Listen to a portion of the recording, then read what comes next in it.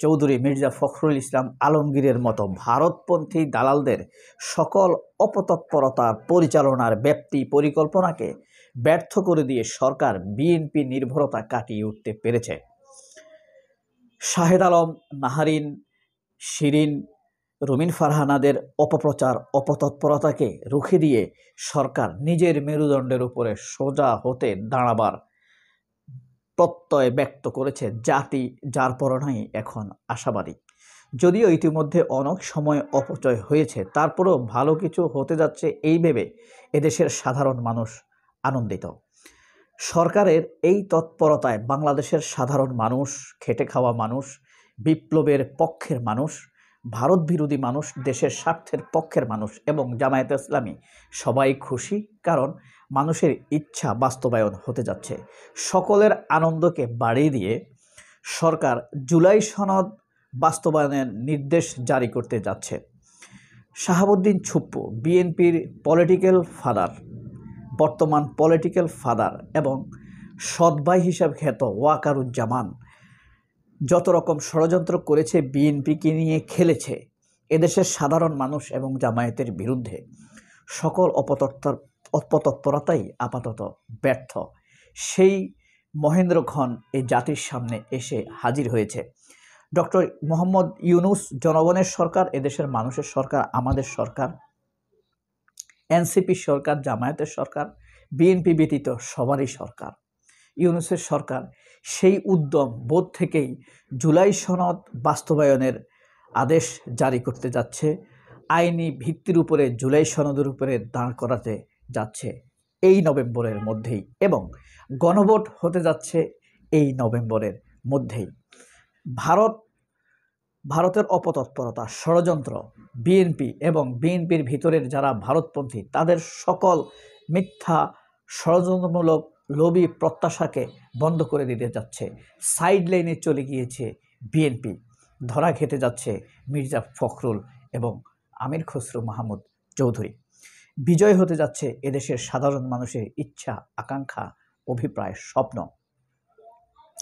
যতই সময় অপচয় হোক না কেন, শেষ পর্যন্ত যদি ভালো কাজটা হয়, ইচ্ছাটা যদি পূরণ হয়, অনেক কিছুই আমরা ভুলে যেতে পারি। শেষ ভালো যার, সব ভালো তার। এই বিএনপির উপরে ভর করেই এদেশের মানুষ স্বপ্ন দেখতে চেয়েছিল, কিন্তু বারংবার, একবার, দুইবার, তিনবার বিএনপিকে এদেশের সাধারণ মানুষ সুযোগ দিয়েছে রাষ্ট্র পরিচালনার জন্য। বারবার তারা এই মানুষের উপরে বিশ্বাস ভঙ্গ করেছে। আর আওয়ামী লীগ তো চিহ্নিত গণশত্রু দল হিসেবে সবচাইতে সাধারণ মানুষের জন্য এটা আমাদের কাছে পরিগণিত।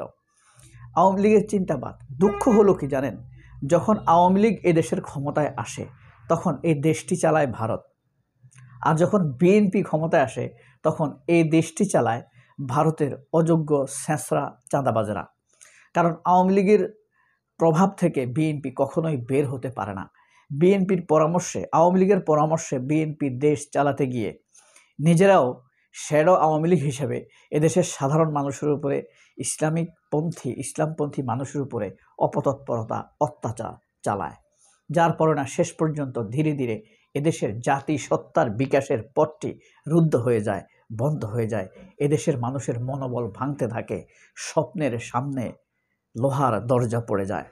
কিন্তু মাঝে মাঝে এমন সব আলো আমাদের সামনে এসে হাজির হয় যে আলোর শক্তিতে শক্তিমান হয়ে এই জাতি সকল দুয়ার এবং ষড়যন্ত্রের জালকে ছিন্ন করে দেয়।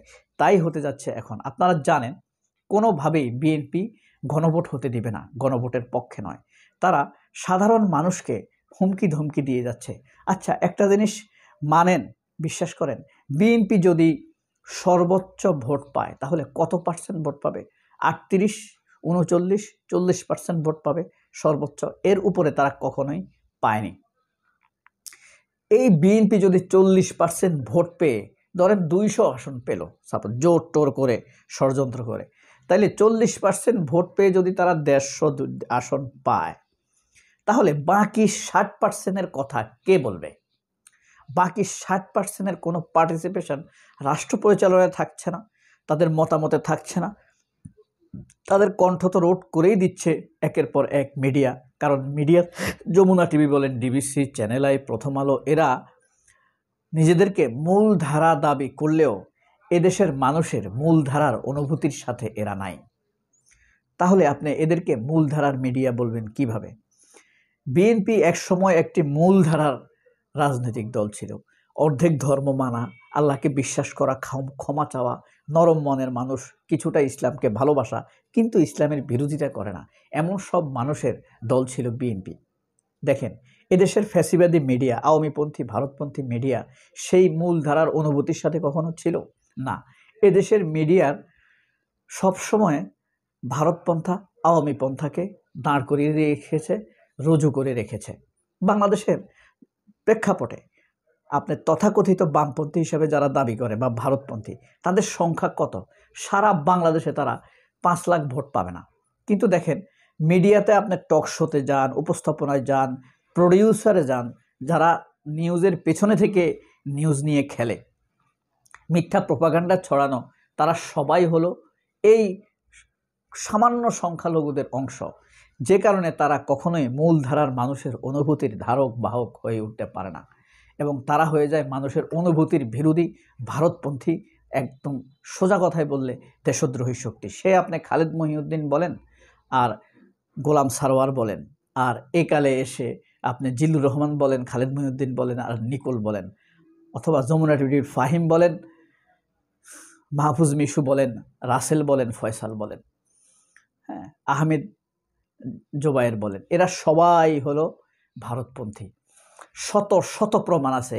এই যে কিছুদিন আগে আপনারা দেখেছেন, বাংলাদেশের অসংখ্য, প্রায় 45 জন সাংবাদিক, 15 থেকে 45 জন বিভিন্ন ক্যাটাগরির ভারত সফরে গিয়েছে। এরা কারা? এদের তালিকাটা প্রকাশ করা উচিত না? এসব সাংবাদিককে চিনে রাখা উচিত না? এরা সব সময় বাংলাদেশকে, বাংলাদেশের মানুষকে, বাংলাদেশ পন্থার রাজনীতি যারা করে, বাংলাদেশের ইসলামকে প্রশ্নের সম্মুখীন করে রাখে। হীনমন্যতায় চাপতে চাপতে একসময় অপরাধ ভোগাতে থাকে। অথচ ভারত যে সীমান্তে হত্যা করে, আমাদের অবৈধ নির্বাচনগুলোকে অবৈধ দেয়, আপনাদের 24-এর খুন বলেন, 75-এর গণহত্যা, দুর্ভিক্ষের মাধ্যমে গণহত্যা বলেন, সব কিছুকে তারা স্বীকৃতি দিচ্ছে, অবৈধ নির্বাচনগুলোকে স্বীকৃতি দিচ্ছে, শেখ হাসিনাকে পালিয়ে যাওয়া শেখ হাসিনাকে নিরাপত্তা দিচ্ছে। এই বিষয়ে তারা ভারতকে একটি প্রশ্ন করে না। আপনি খালেদ মহিউদ্দিনকে কখনো দেখেছেন ভারতকে বা ভারতপন্থী কাউকে প্রশ্ন করতে? কেন ভারত আশ্রয় প্রশ্রয় দিয়ে যাচ্ছে বাংলাদেশ বিরোধীদেরকে? এটা কেউ করবে না, কারণ তারা মূলধারার মানুষের অনুভূতির সাথে, মূলধারার অনুভূতির সাথে তারা নাই। অথচ তারা দাবি করে তারা মূলধারার মিডিয়া। আপনি যদি মানুষের মূলধারার সাথে থাকতে না পারেন, তাহলে আপনি মূলধারার মিডিয়া হবেন কিভাবে? জাতির সামনে সেই সুখের মহেন্দ্রক্ষণ আসছে, খুব দ্রুতই আশা করি ঘোষণা আসবে। বাংলাদেশে নভেম্বরের মধ্যেই হা না ভোটের, জুলাই সনদ বাস্তবায়নের, জুলাই সনদের আইনি ভিত্তির রূপদানের রূপরেখা চলে আসবে। আনন্দ উল্লাসের মাধ্যমে আমরা অবশ্যই বাংলাদেশের পক্ষে থাকব, হ্যাঁ এর পক্ষে থাকব, হ্যাঁ, ইয়েস ইয়েস, হ্যাঁ হ্যাঁ হ্যাঁ। সবাই অনেক ভালো থাকবেন। আল্লাহ হাফেজ। আসসালামু আলাইকুম।